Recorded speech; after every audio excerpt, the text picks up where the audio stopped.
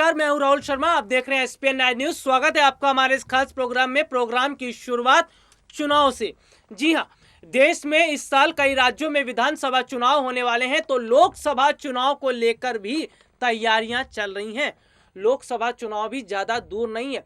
साल 2024 में लोकसभा के चुनाव होने वाले हैं और इस चुनाव में अब की बार बीजेपी को वो फायदा नहीं मिलता हुआ नजर आ रहा है जो फायदा उन्हें अभी बीते कुछ समय पहले लोकसभा के चुनाव में मिला है। इस बार मैं बात करता हूं जो आने वाला लोकसभा चुनाव है उसमें बीजेपी को क्यों नुकसान पहुंच रहा है और क्यों देश की जनता मोदी सरकार से नाराज नजर आ रही है। बात कर लेते हैं पहले उन मुद्दों की। हमारे देश में बेरोजगारी का स्तर इतना बढ़ चुका है कि युवाओं के पास आज रोजगार नहीं है।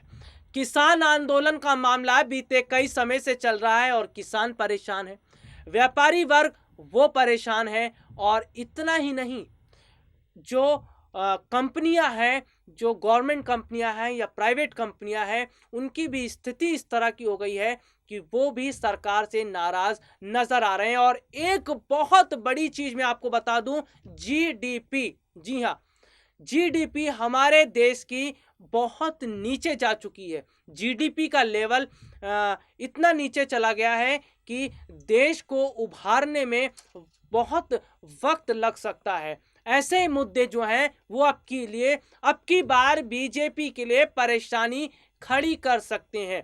और यहाँ पर ये बड़ा सवाल निकलकर सामने आया है कि अगर देश की जनता पीएम मोदी को पसंद नहीं कर रही है तो आखिरकार बीजेपी की तरफ से वो कौन सा चेहरा होगा जिसे अगर सामने लाया जाए तो जनता उस पर मोहर लगाएगी, जनता उस चेहरे को पसंद करेगी।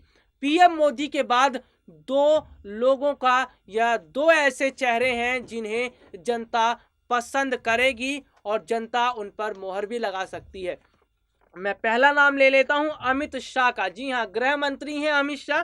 और अमित शाह का इतिहास थोड़ा सा मैं आपको बता देता हूं। अमित शाह गुजरात के रहने वाले हैं, पीएम मोदी के करीबी हैं। गुजरात सरकार में अहम जिम्मेदारियां उन्होंने अभी तक निभाई हैं। और अभी की बात करता हूं तो गृह मंत्रालय उन्होंने जितने अच्छे ढंग से संभाला है, लोग उनकी तारीफ भी कर रहे हैं।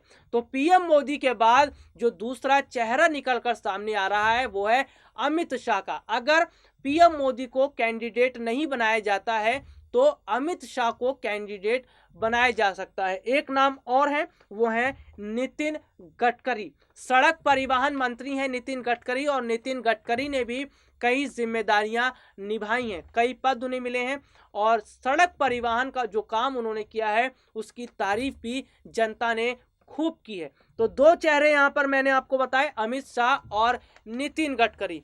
तो हो सकता है या ऐसी संभावनाएं बन सकती हैं कि जिस तरह की स्थिति अभी बनी हुई है, पीएम मोदी से जनता नाराज नजर आ रही है, हर वर्ग के लोग नाराज नजर आ रहे हैं, तो उनकी जगह दूसरा उम्मीदवार खड़ा किया जाए पीएम कैंडिडेट के लिए। और मैं आपको बता देता हूं कि साल 2014 के मुकाबले 2019 में अधिक सीटें आई थी। यानी कि 2019 में देश की जनता ने मोदी सरकार को पसंद किया और उन्होंने चाहा कि हमारे देश का प्रधानमंत्री पीएम मोदी ही रहे, क्योंकि इस समय जो स्थिति है वो ये है कि अब देश की जनता का मूड बदल रहा है। देश की जनता मोदी सरकार के कामकाज से उतना खुश नहीं है जो खुश पहले थी या जो स्थिति बनी हुई थी। 2019 की मैं बात कर लेता हूं कि 2019 में बीजेपी को कहां-कहां अधिक सीटें मिली थी और इस बार कहां-कहां बीजेपी को नुकसान का सामना करना पड़ सकता है। 2019 की तरफ चलते हैं। 2019 में जो सीटें मिली थी, बहुत अच्छी खासी सीटें मिली। उत्तर प्रदेश से, बंगाल से, मध्य प्रदेश से, राजस्थान से, गुजरात से, बिहार से और दिल्ली से। वो ऐसे राज्य हैं जहां पर अच्छा खासा प्रदर्शन रहा। बीजेपी को लोगों ने खूब पसंद किया और उनका मन यही रहा कि अब की बार बीजेपी ही होनी चाहिए। लेकिन अब मैं बात करता हूं कहां-कहां लोकसभा चुनाव में बीजेपी को झटका लग सकता है और कहां बहुत कम सीटें अब की बार आ सकती हैं। पहले हम ले चलते हैं आपको हरियाणा और पंजाब। हरियाणा पंजाब का मामला कुछ ऐसा है कि किसान आंदोलन से जुड़ा हुआ है। किसान ही नहीं, वहां के युवा भी मोदी सरकार से नाराज चल रहे हैं।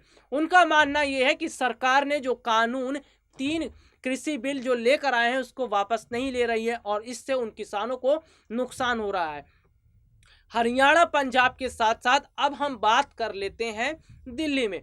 दिल्ली में भी कुछ खास परफॉर्मेंस बीजेपी की नहीं लग रही है और जनता बीजेपी को उतना पसंद नहीं कर रही है जितना पहले हुआ करता था। बिहार में भी देख सकते हैं कि बिहार में भी बहुत अच्छी पकड़ नहीं लग रही है बीजेपी की। तो ऐसे में ये ऐसे राज्य हैं जहां पर बीजेपी को झटका लग सकता है। लोकसभा चुनाव के दौरान सीटें कम आ सकती हैं और इसका सबसे बड़ा फर्क पड़ेगा वोट पर। जी हाँ, वोट प्रतिशत घट सकता है। जो वोट प्रतिशत साल 2019 में बढ़ा था वो वोट प्रतिशत अब घटेगा, क्योंकि अब देश के पीएम प्रधानमंत्री मोदी के सामने बहुत से ऐसे मुद्दे हैं जो मुद्दे उनके लिए परेशानी का सबक बने हुए हैं। यहाँ पर मैंने मुद्दे आपको गिनवाए और चेहरा आपको बताया कि पीएम मोदी के अलावा 2 ऐसे चेहरे हैं जिन पर मोहर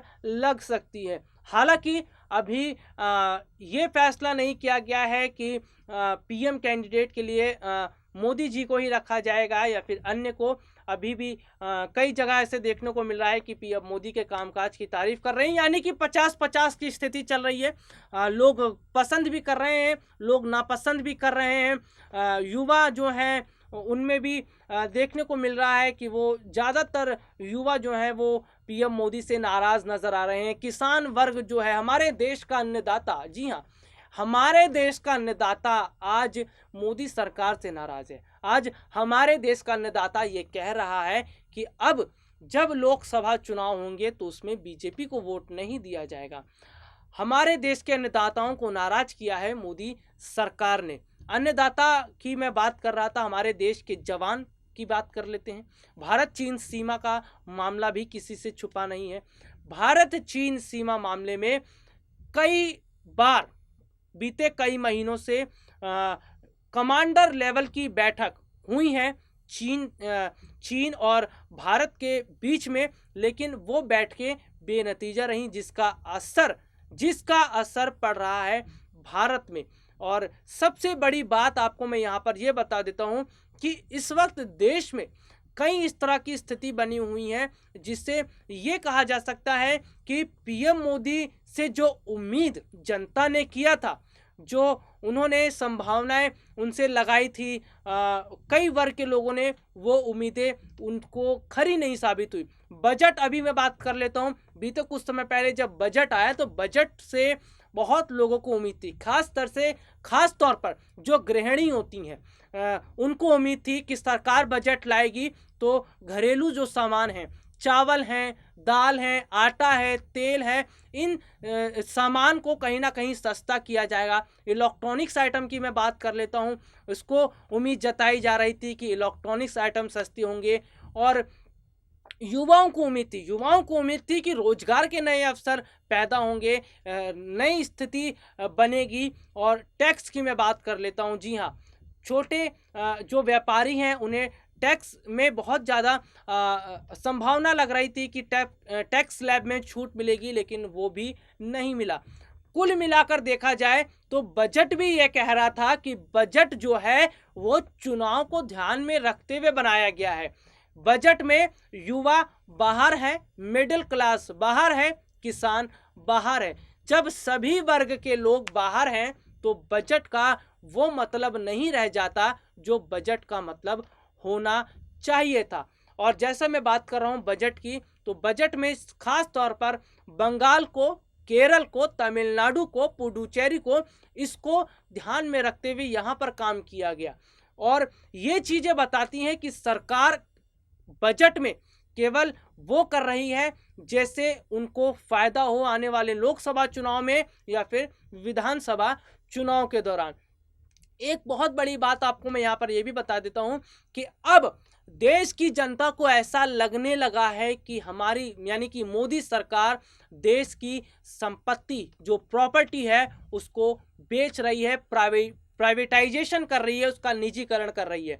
उन्होंने जो बजट निकाला उसमें साफ देखने को मिला, चाहे एयरपोर्ट हो, बंदरगाह हो, या फिर सड़क हो, बैंक हो, LIC हो, तमाम तरह के ये जो सरकारी चीज़ें थी इनको अब प्राइवेट कंपनियों के हवाले कर दिया गया। प्राइवेट कंपनियों के हवाले करने का मतलब है हमारे देश में आने वाले समय में बहुत बड़े स्तर पर महंगाई बढ़ेगी, लोगों का जीवन उतना आसान नहीं रहेगा जितना होना चाहिए। अभी तक देखने को मिल रहा था कि सरकारी चीज़ें थी, हाँ लोगों को उम्मीद थी कि सरकारी अस्पताल हैं वहाँ पर चले जाते हैं, उनको अच्छी खासी सुविधाएं मिल जाएंगी, लेकिन अब अस्पताल और जैसी जो चीज़ें हैं उनको प्राइवेटाइजेशन किया गया, निजीकरण किया जा रहा है। इसका सीधा असर जनता पर पड़ेगा और महंगाई भी आने वाले समय में बढ़ेगी। तो फिलहाल के लिए आज मुझे इजाज़त दीजिए, नमस्कार।